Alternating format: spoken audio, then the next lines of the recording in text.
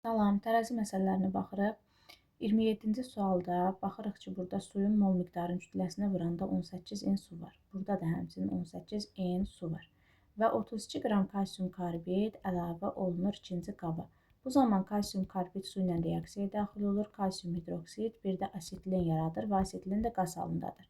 Və bu qazın yaranma səbəbi artıq tarazlığın pozulmasına səbəb yaradır. Yəni, qaz ayrılır və kütlədə fərq yaranır, tərəzi tarazlığı pozulur. Və 32 qram olanda görək nə qədər qaz ayrılacaq. 64 qram olanda isə 26 qram qaz ayrılır. Emirlərini hesabladıq. X buradan 13 qrama bərabər. Deməli, 13 qram qaz ayrıldı ikinci qabdan. Və ikinci qabda 18 n su var idi. Üzərinə 32 qram dedi kalsium karbid əlavə elədi. Şərtdə verilib. Və 13 qramı buranı tərk etdi və ikinci qabda 18 n plus 19 qram miqdarda maddə qaldı. Birinci qab isə 18 n-dir. Fikir verin. 18 n, 18 n. Bunlar bir-birinə bərabərdir. Amma 19 qram fərq burada yaranır. Yəni 19 qramı biz birinci qaba əlavə eləsək, yenə də tərəzi tarazlıqda olacaq. Doğru cavab oldu C variantı. Baxırıq 133-cü suala. Kalsium karbonat, bir də maqnezium karbonat verib. Kalsium karbonatın, deməli, miqdarı bizə göstərilib. Kalsium oksid, bir də karbon qazı alınır. Deməli, dedik ki, tarazlığı pozan qazdır. Qaz görək nə qədər ayrılıb? 50 qram kalsium karbonat parçalananda. M-i buradan tapırıq. M 22 qrama bərabər olur. Deməli, 22 qram qaz ayrıldı. Əvvəl kalsium karbonat 50 qram idi. 22 qramı ayrıldı və 28 qram maddə qaldı. Baxın, yazıram bura, qaldı. Bu oldu birinci qab. Bu yazdığımız birinci qab üçündür. İndi ikinci qaba baxırıq. Maqnezium karbonat parçalanır. Maqnezium oksidə, bir də karbon qazına. Və baxaq görək, burada qaz nə qədər maqnezium karbonat parçalanmasından nə qədər qaz ayrılır. Maqnezium karbonatının miqdarını tapmaq lazım deyil. Bizə lazımdır əsas karbon qazının parçalanan miqdarını tapaq. 44x bölünsün 84, deməli karbon qazı ayrıldı. Əvvəl nə qədər idi?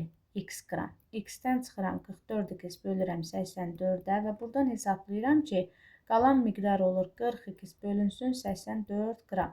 Qalan biri budur, ikinci qabda. Birinci qabda da qalan miqdar budur. Və qalan miqdarları biz bir-birinə bərabər eləməliyik ki, tərəzi tarazlıqda qalsın. X-i də buradan tapırıq, 58,8 qrama bərabər olur. Baxırıq, deməli, digər məsələyə. Eyni qatılıqlı xlorid turşusu məhlulları verilib və qablara metallar əlavə olunur. Sonra tərəzidə tarazlıq pozulub. M bölünsün, M nisbətini bizdən tələb edir. Litiumun H-xlorla reaksiyası baş verir. Litium xlorid, bir də hidrogen alınır. Tənliyimizi əmsallaşdırırıq. Bura 2, bura 2, bura 2 düşəcək. Və M qram litiumla görək nə qədər hidrogen alınır. Birinci bunu hesablayaq. A qram, 2 qram, bu da 2 vur 14-dür. A-nı buradan hesablayıram. A bərabər olur 2M bölünsün 14. Yəni, M bölünsün 7 qram hidrogen ayrıldı. Baxaq görək, nə qədər maddə qaldı? Əvvəl M idi litium. M minus 7-si buranı tərk elədi. Sonda 6M bölünsün 7-si qaldı. Bir də məhlulda H-xlor var. Bunun üzərinə H-xloru da əlavə edirəm. Bu oldu artıq qalan miqdar. Oldu birinci qab üçün. İndi ikinci qaba nəzər keçirək. Yazıram burada ikinci qab. İkinci qabda artıq dəmir verilib. Dəmir hidrogen xloridlə reaksiyaya daxil olanda dəmir 2 xlorid, bir də hidrogen alınır. Dəmir deyir N qramdır, aşağısı 56-dır və görək nə qədər hidrogen tərk eləyir buranı. B bərabər olur. Deməli, 2N bölü 56, 2N bölünsün 56. Əvvəl N qram idi.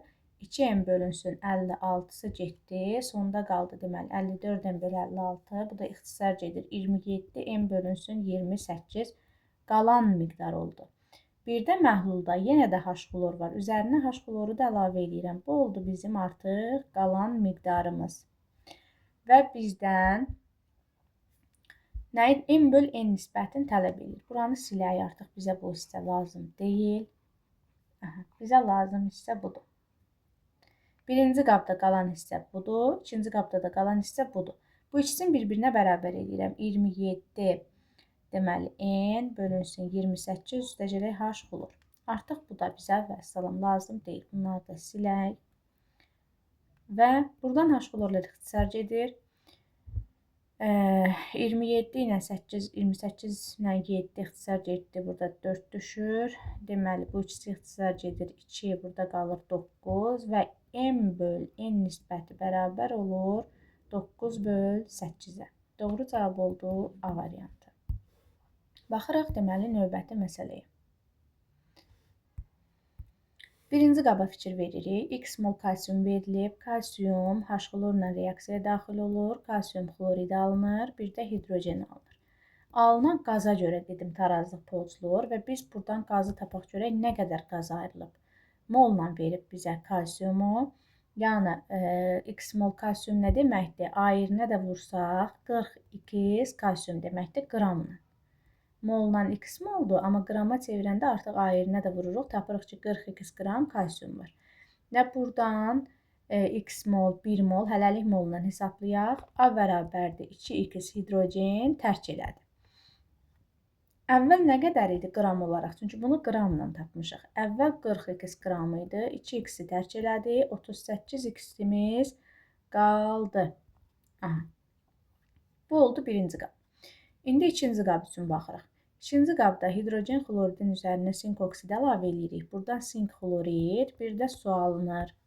Və baxırıq ki, duzuna su alındı. Yəni sonda qaz alınmadı. Deməli, burada qaz alınmırsa, heç bir maddə ayrılığı baş vermir. Yəni, elə nə əlavə eləmişdiksə, o da qaldı.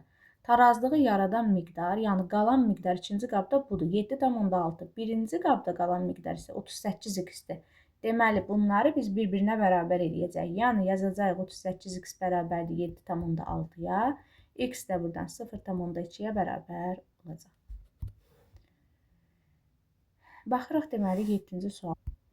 Birinci qabda natrium su ilə reaksiyaya daxil olur. Və buradan natrium hidroksid, bir də hidrogen ayrılır. Tənliyimizi, deməli, əmsallaşdırırıq. Baxaq görək, yenə də eyni qayda ilə nə qədər qaz ayrılıb. Birinci onu hesablayırıq. M qram deyir natrium reaksiyaya daxil olub. Bu da 46 qramdır. 2 vur 23. A-nı buradan tapıram. A bərabər olur. M bölünsün 23-ə. Əvvəl M qram idi. M-in M bölünsün 23-ü tərk elədi və sonda qaldı 22 M bölünsün 23. Bu M-dir. Qaldı. Qalan miqdardır bu. Bu oldu birinci qab. Birinci qab. İndi ikinci qab üçün yazırıq. İkinci qabda natrium hidridin üzərinə su əlavə edirik və buradan yenə də natrium hidroksidi alınır və hidrogen alınır. Yenə də hesablayaq görək, M qram natrium hidrid reaksiyaya daxil olanda neçə qram hidrogen tərk edəcək? B buradan bərabər olur, M bölünsün 12. Hidrogen tərk elədi. Buraya yazıram tərk. Bu da buradan tərk eləmişdir. Və əvvəl M qram idi. M bölünsün 12-si tərk eləyəndə 11 M bölünsün 12-si qaldı. Qaldı. İndi bizə şərtdə deyir ki, əlavə olunan maddələrin tam reaksiyaya daxil olduqda qablarda ayrılan qazın ümumi kütləsi 17,5 qram olur. Ayrılan qazların kütləsi, bax, birinci qabdan bu qədər qaz ayrılmışdı, ikinci qabdan da bu qədər qaz ayrılmışdı. Ayrılan qazların ümumi kütləsinin cəmi 17,5-ə bərabərdir. Bunu da həll eləmək üçün hər tərəfi 23 vur 12-yə vururuq. Ortaq məxrəc tapmaq üçün 12M üstəgələ 23M bərabərdir 17,5 vur 12 vur 23. Buradan M-i hesablayırıq. M 138 qrama bərabər olur. M-i tapdıq. Artıq M oldu 138 qram. Bizə nə deyir? Kütləsi az olan məhlula neçə qram su əlavə etmək lazımdır ki, tərəzi yenidən tarazlığa gəlsin. Və kütləsi az olan qabı tapmalıyıq. Yəni, qalan miqdarların biz tapmalıyıq. Qalan miqdar budur. M-in qiymətini yerinə qoymalıyım. Burada da qalan miqdar budur. Və artıq bu hissəni silək. Bizə lazım deyil. Qalan miqdar 22 M bölünsün 23-dür birinci qabda. M-in də qiymətini yazıram yerinə. 22 vurulsun 138 bölünsün 23. Bu 132 qram elədir birinci qab üçün. Birinci qab. İndi ikinci qab üçün həmin veriləni yazıram. 11M bölünsün 12. 11 vur 138 bölünsün 12. Bunu da hesablayıram. Eləyir 126,5 qram qalan miqdar. Və tərəzi tarazlıqda olması üçün hər iki kütlə bir-birinə bərabər olmalıdır. Biri 132-dir, biri 126,5-dir. Bunlar arasında fərqi tapsam, çıx 126,5 olur 5,5 qram fərq. Yəni ikinci qab 5,5 qram azdır. İkinci qaba 5,5 qram əlavə eləsəm, tərəzi tarazlığa gələcək. Doğru cavab olacaq A variantı. Deməli, növbəti məsələ 60 qram, baxın, 60 qram bir tərəfdədir, 57 qram bir tərəfdədir. Yəni 60 çıx 57, bunlar arasında 3 qram fərq var və alınan bu 3 qram fərq də qaza görə yaranır. Yəni, baxırıq ki, maqneziumla alüminiumdur, natrium hidroksidlə reaksiyası verilir. Buradan qaz ayrılmalıdır. Əlbəttə bilirik ki, alüminium amfiter metal olduğuna görə natrium hidroksidlə reaksiyaya daxil olacaq və buradan natrium, metal, alüminiat alınacaq, üstəgələk hidrogen alınacaq və tənliyimizi əmsallaşdırırıq. Bura deməli 2 yazırıq. Onda alüminiumla natrium OH-ın da qarşısına 2 düşəcək. Hidrogen sayıları deməli burada 2 yazsaq, hidrogen 6 dənə, bura 3 yazacağıq. Oksigen sayı 2, 2 4 dənə, burada da 2 vur 2 4 dənə və salam əmsallar düzəldir. İndi bilmirəm nə qədərdir bu qarışıq ümumi, yəni maqneziumla alüminiumun cəmi 60 qramdır. Amma mən bilmirəm axı orada nə qədər alüminium var. Birinci bunu hesablamalıyam. Aşağıda 2 vur 27 qramdır. Ayrılan qazın kütləsini tapmalıyıq. Tapdıq ki, fərq 3 qramdır. Bu fərq də dedim qaza görə yaranır. Qazda hidrogen qazdır. Yəni 3 qram hidrogenin kütləsidir. Və burada hidrogenin kütləsi 6 qramdır.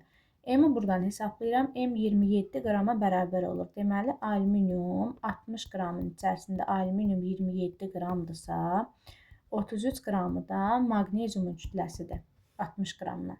Və bizdən də maqneziumun kütlə payını soruşur. Yəni 33 qram bölünsün ümumi qarışığın kütləsi vurulsun 100, cavab 55% edəcək. Baxırıq növbəti 17-ci suala. Kalsium karbid əlavə edilib 0,5 mol və digər qabada kalium hidrid əlavə edilməlidir ki, tərəzi yenidən tarazlıqda olsun. Neçə qram kalium hidrid əlavə olunmasını bizdən soruşur. Və bayaq da biz dedik ki, kalsium karbid su ilə reaksiyaya daxil olduqda kalsium hidroksid alınır, bir də asetilin alınır və asetilin də qaz halındadır. C2H2 asetilin. Tənliyimizi əmsallaşdırdıq və kalsium karbid 0,5 mol. Kalsium karbidin emeri 64-dür və 64-ə vuranda 32 qram olur. 0,5 mol kalsium karbid 32 qramdır. Deməli 32 qram reaksiyaya daxil olanda bilmirəm nə qədər asetilin alınır. Amma 64 qram daxil olanda 26 qram asetilin alınır. A buradan bərabər oldu 13 qrama. Deməli 13 qramı tərk elədi. Azaldı. İndi birinci qabda 2 mol deyir su var. 2 mol su neçə qramdır? Yəni 2 vur 18, 36 qram suyun miqdarıdır. Üzərinə 32 qram kalsium karbid əlavə elədik və buradan 13 qram asetilin qaz, yəni bizi tərk elədi, məhlulu tərk elədi. Və burada 55 qram maddə qaldı. Maddə qaldı. Hesabladıqca qalan miqdar oldu nə qədər? 55 qram. İndi bizə lazımdır bu prosesi ikinci qab üçün aparaq. Kalium hidrid, amma bilmirəm nə qədərdir kalium hidridin miqdarı, neçə qramdır, molunu da bilmirəm. Mən bunu x mol qəbul edirəm. 2 mol sudur. 2 mol suyumuz 36 qramdır. Yəni 36 qram sudur. X molda kalium hidrid. Kalium hidrid 40 qramdır. Olacaq 42. Yəni ikinci qabda olan maddə bu qədərdir. Baxın yazıram. İkinci qab qırağına yazdım. Kalium hidrid su ilə reaksiyaya daxil olacaq. Buradan kalium hidroksidi alınacaq. Bir də hidrogen alınacaq. Və yenə də hesablayaq görə x mol kalium hidrid reaksiyaya daxil olanda neçə qram hidrogen ayrılacaq. Buradan A bərabər oldu 2x-ə. 2x hidrogen tərk elədi. Və əvvəl nə qədər idi? 36 qram üstəgələk 42 idi. 2x-i tərk elədi. Qaldı 36 üstəgələk 38x. Bax, qaldı. Qalan miqdarımız oldu bu. Birinci qabda da qalan miqdarımız 55 qram idi. Deməli, biz artıq qalan miqdarları bir-birinə bərabər eləməliyik. Yəni, 36 üstəgərək 38x bərabərdir birinci qabda qalan miqdara. Çünki tarazlıq yaranmalıdır tərəzidə. Və x-i buradan hesablayırıq. X 0,5-ə bərabər olur. 0,5 mol və bizdən qramla soruşur kalium hidridi. 0,5 qram 0,5 bu moldur. Kalium hidriddə 42-dir, düzdürmü? X-in qiymətini qoyacağım yerinə, yəni 40 vurulsun 0,5, cavab eləyəcək 20 qram. Doğru cavab oldu B variantı.